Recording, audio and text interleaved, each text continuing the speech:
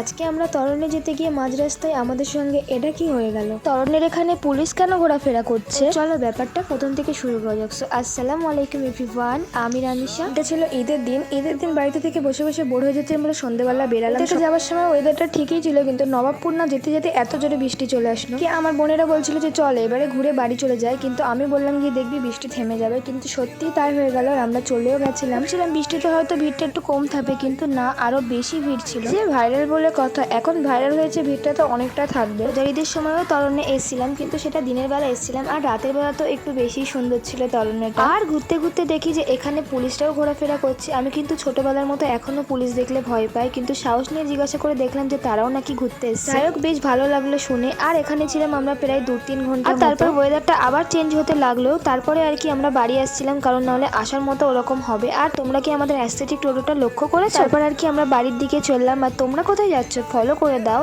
আর আমার ফালতু ব্লগ দেখার জন্য থ্যাংক ইউ, বাই।